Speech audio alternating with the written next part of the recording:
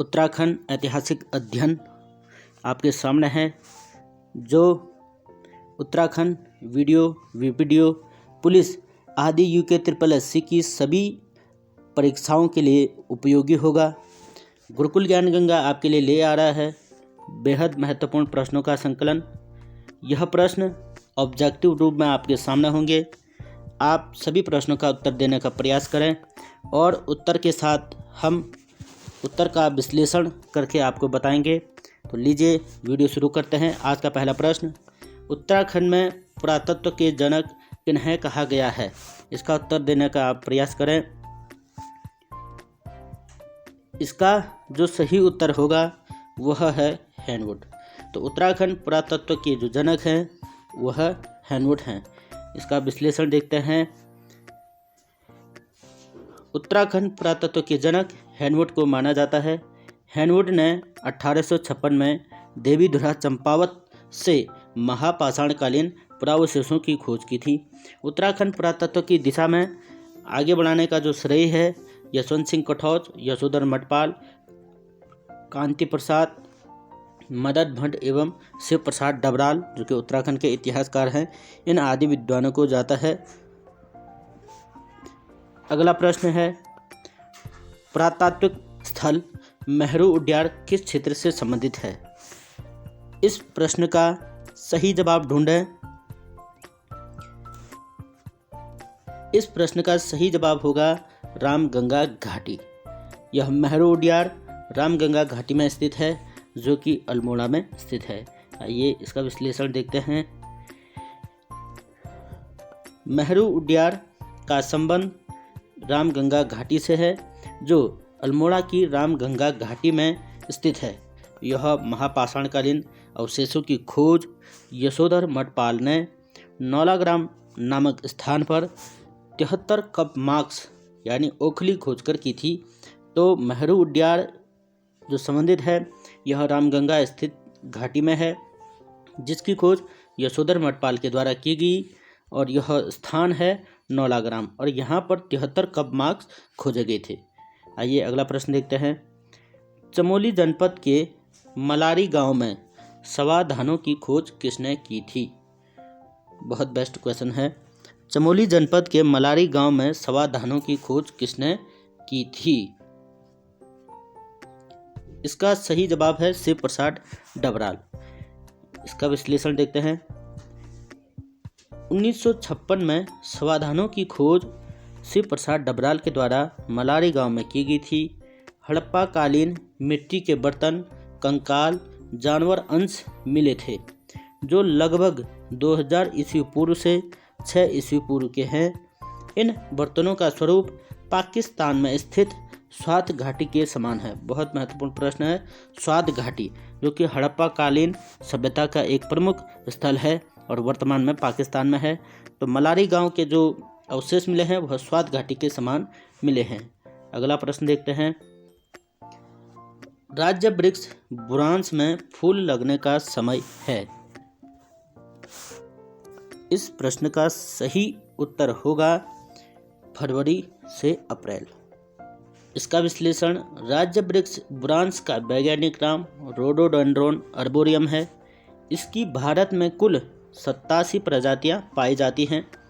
बुरांस का जो स्वरूप है वह सदाबहार प्रकार का वृक्ष है और यह एक एरिकेसई कुल का वृक्ष है।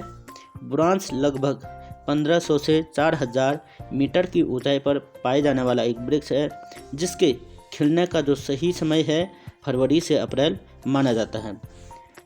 वन अधिनियम 1974 के तहत संरक्षित किया गया है।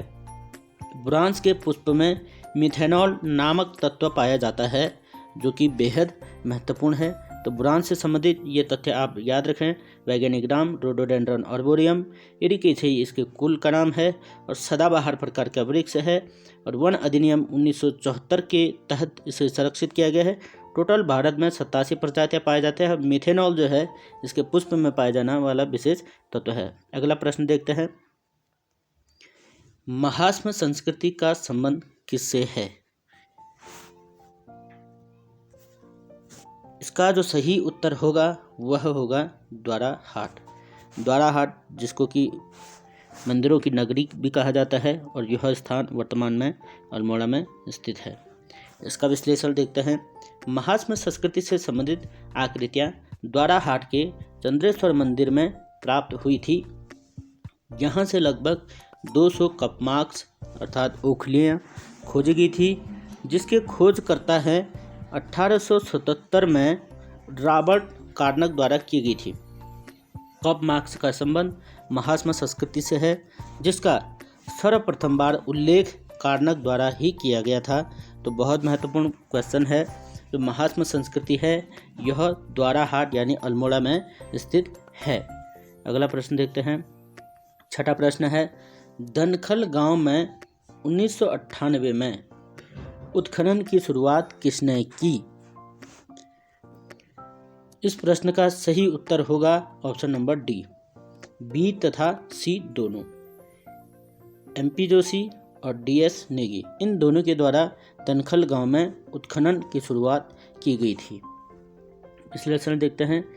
कुमाऊं विश्वविद्यालय ने रानीखेत के पास दनखल गांव में MP जोशी तथा DS नेगी के संरक्षण में उत्खनन कार्य शुरू किया था। यह रानीखेत वर्तमान में अल्मोड़ा जनपद में स्थित है और इसकी खोज की गई थी कुमाऊं विश्वविद्यालय के द्वारा।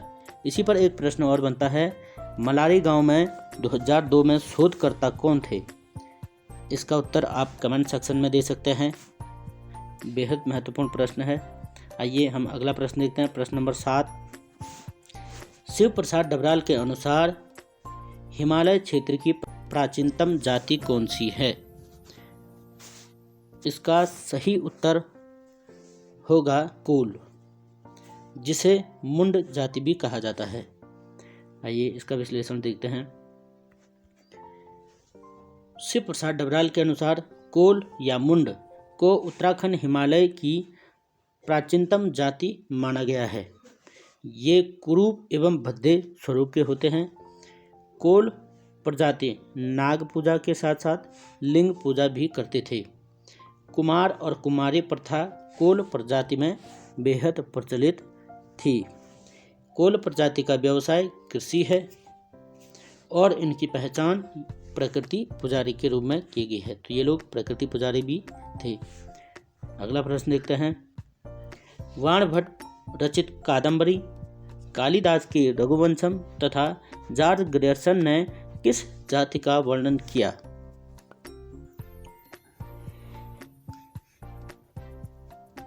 इसका जो सही उत्तर है किरात, यानी जिसे शास्त्रों में भिल नाम से भी जाना जाता है।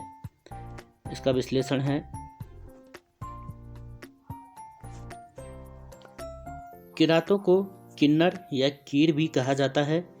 स्कंद पुराण में किरातों को भिल कहा गया है। महाभारत के वन पर्व के अनुसार किरातों ने शिव के झंडे के नीचे अर्जुन से युद्ध किया था। किरातों के साथ अर्जुन का यह युद्ध विल्लर केदार नामक स्थान पर हुआ था, जिसे शिव प्रयाग भी कहा गया है। वर्तमान में अस्कोट एवं डीडीहाट पिथौरागढ़ में इन किरातों का निवास एवं वंशज रहते हैं। यह वर्तमान में पिथौरागढ़ के अस्कोट व डीडीहाट नामक स्थानों में पाए जाते हैं। किरात लोगों का जो निवास स्थान था वह गंगा घाटी में था। इनकी बोली मुंडा थी। इनका आचरण घुम्मड़कड़ एवं पशुचारण था और इनका जो प्रमुख खाद्य है वह है सत्तू। बेहद महत्वपूर्ण प्रश्न है। अगला प्रश्न देखते हैं। उत्तराखंड की खस प्रजाति में प्रचलित प्रथाएं थी। इन प्रथाओं में से आप ढूंढें कौन सा सही उत्तर होगा। घर जवाई प्रथा, टिकुआ प्रथा, झटेला प्रथा, पशु बलि प्रथा। इसका जो सही उत्तर है वह ऑप्शन नंबर डी, उपरोक्त सभी। तो खस प्रजाति के अंदर घर जवाई प्रथा, टिकुआ प्रथा, झटेला प्रथा और पशु बलि प्रथा, ये चारों प्रथाएं प्रचलित थी। इसके विश्लेषण देखते हैं। किरातों के बाद उत्तराखंड में खस प्रजाति का उल्लेख मिलता है। महाभारत के सभा पर्व के अनुसार खस लोग महाभारत के युद्ध में कौरवों की ओर से पांडवों के खिलाफ लड़े थे। बेहद महत्वपूर्ण प्रश्न है। राजशेखर के काव्य मीमांसा के अनुसार उस समय मध्य हिमालय के कार्तिकेयपुर नगर में खसाधिपति का राज्य हुआ करता था। राजशेखर के अनुसार खसाधिपति का राज्य हुआ करता था। 1885 में खसों को शूद्र वर्ग में सम्मिलित किया गया है। बेहद महत्वपूर्ण प्रश्न है।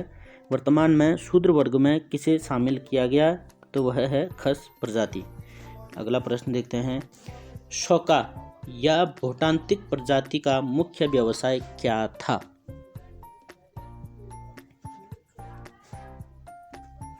इसका जो सही उत्तर है व्यापार, अर्थात कि शौका या भोटिया प्रजाति व्यापार किया करते थे। इसका विश्लेषण है। शौका या भोटिया प्रजाति व्यापारिक प्रजाति थी। काली नदी घाटियों में रहने वाले भोटिया को शौका कहते हैं, जबकि चमोली में रहने वाले भोटियाओं को भोटिया, उत्तरकाशी में रहने वाले भोटियाओं को जाड़ कहा जाता है। 1962 तक भोटिया जाति के लोग तिब्बत से व्यापार भारत में किया करते थे। 1914 ईस्वी में हुए तिब्बत व अंग्रेजों के बीच समझौते के अनुसार भोटिया जाति को तिब्बत से भारत में व्यापार करने का अधिकार प्राप्त हुआ था। बहुत महत्वपूर्ण प्रश्न है। 1962 के बाद यह व्यापार बंद हो गया था और इस व्यापार को शौका हुडिया व्यापार भी कहते थे, जिनमें नीति, माणा, किंगरी बिंगरी, लिपुलेख आदि दर शामिल हुआ करते थे। अगला प्रश्न। बद्रिकाश्रम में वाक देवी का निवास स्थान किस साहित्य ग्रंथ में बताया गया है? इसका जो सही उत्तर है कौशिकी ब्राह्मण। आइए इसका विश्लेषण देखते हैं। उत्तराखंड का प्रमुख उल्लेख ऋग्वेद में मिलता है। ऋग्वेद में उत्तराखंड को देवभूमि, मनुष्यों की भूमि, सप्त सैंधव प्रदेश आदि नामों से जाना गया है। ऐत्रेय ब्राह्मण में उत्तर कुरु या कुरुओं की भूमि के नाम से जाना गया है। कौशिकी ब्राह्मण के अनुसार बद्रिकाश्रम में वाक देवी का निवास स्थान बताया गया है। स्कंद पुराण के अनुसार केदार खंड और मानस खंड कहा गया है। बौद्ध साहित्य के अनुसार उत्तराखंड का नाम हिमवंत था। अगला प्रश्न देखते हैं। केदार खंड व मानस खंड की सीमाओं का विभाजन करता है। कौन सा यह क्षेत्र है जो केदार खंड और मानस खंड का विभाजन करता है? इसका सही उत्तर है नंदा देवी पर्वत। आइए इसका विश्लेषण देखते हैं। नंदा देवी पर्वत उत्तराखंड की सबसे उच्चतम चोटी है और यह पर्वत भारत की दूसरी एवं विश्व की 23वीं सर्वोत्तम चोटी है। इसकी ऊंचाई 7,817 मीटर है। नंदा देवी मुख्यतः दो चोटियों में विभाजित है, पूर्वी तथा पश्चिमी नंदा देवी। दोनों के मध्य 2 किलोमीटर का रिज है। नंदा देवी पर प्रथम विजय अभियान 1936 में नोएल ऑडेल तथा विल टिलमैन को सफलता मिली थी। नंदा देवी पर विजय अभियान के रूप में 1936 में नोएल ऑडेल तथा विल टिलमैन को सफलता मिली थी। अगला प्रश्न देखते हैं। महाभारत में किस स्थान को समस्त तीर्थों का शिरोमणि तथा समग्र पापों का विनाशक कहा गया है? बहुत इंपॉर्टेंट क्वेश्चन। महाभारत के अनुसार किस स्थान को समस्त तीर्थों का शिरोमणि और पापों का विनाशक कहा गया है? इसका जो सही उत्तर है वह है देवप्रयाग। इसका विश्लेषण देखते हैं। देवप्रयाग में अलकनंदा एवं भागीरथी का संगम होता है, जहाँ पर इन दोनों नदियों को सास एवं बहू कहा जाता है। देवप्रयाग का अन्य नाम सुदर्शन क्षेत्र या इंद्रप्रयाग है। तो देवप्रयाग के दो उपनाम भी हैं, सुदर्शन क्षेत्र और इंद्रप्रयाग। किंवदंती है कि देवप्रयाग क्षेत्र में कौवे नहीं दिखाई देते हैं। यह महत्वपूर्ण प्रश्न है, कौन से स्थान पर कौवे नहीं दिखाई देते? तो उसका उत्तर होगा देवप्रयाग। यहाँ पर देव शर्मा नामक तपस्वी ने कड़ी तपस्या की थी, जिनके नाम पर आज देवप्रयाग का नाम देवप्रयाग रखा गया है। यहाँ पर प्रभु राम की तपस्थली भी कहा जाता है। राम जी ने रावण वध के बाद देवप्रयाग में तपस्या की थी, जिसे आज राम की तपस्थली के नाम से भी जाना जाता है।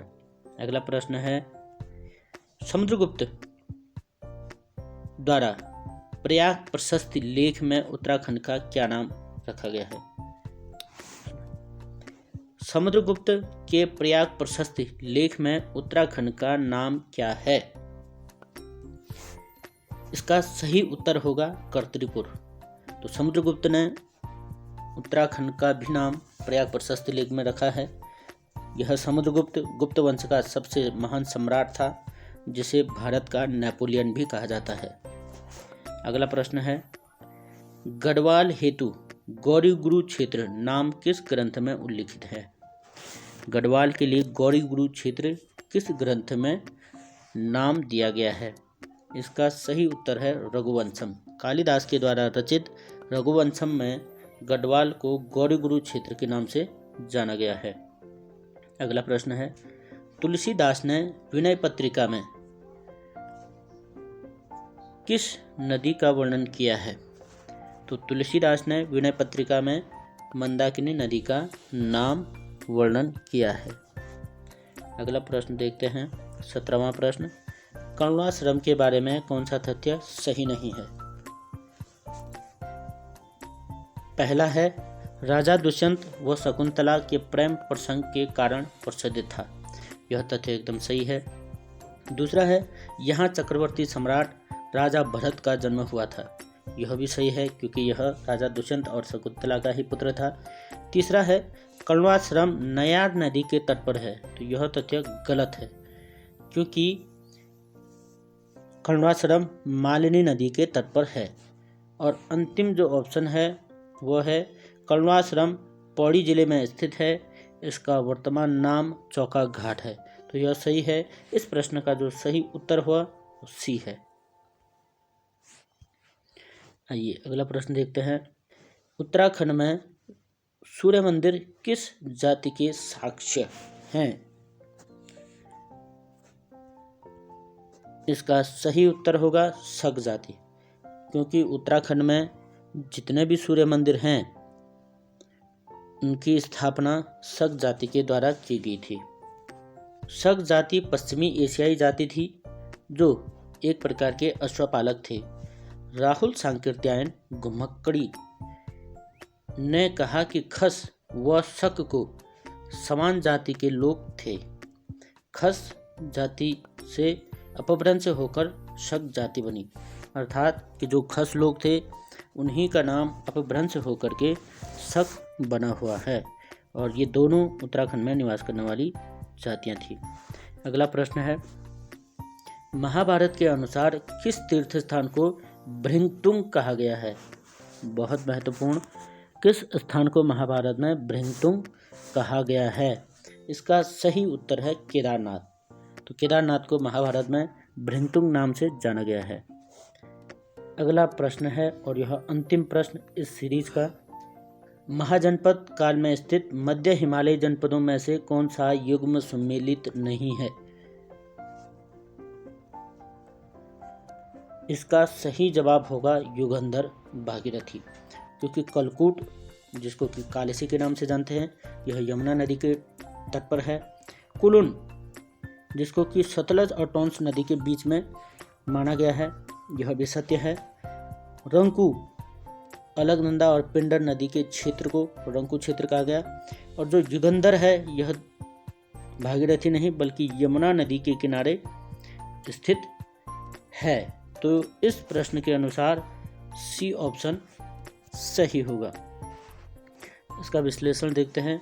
महाजनपद काल, जिसे कि प्राग बुद्ध काल भी कहते हैं, इस काल में गढ़वाल को भारद्वाज कहा जाता था। यदि आपको यह वीडियो पसंद आई तो हमारा चैनल सब्सक्राइब कीजिए, लाइक कीजिए और अपने दोस्तों में शेयर कीजिए। बेल आइकन दबाना न भूलें, ताकि आने वाली सभी वीडियोज़ की नोटिफिकेशन आपको सबसे पहले मिले। धन्यवाद।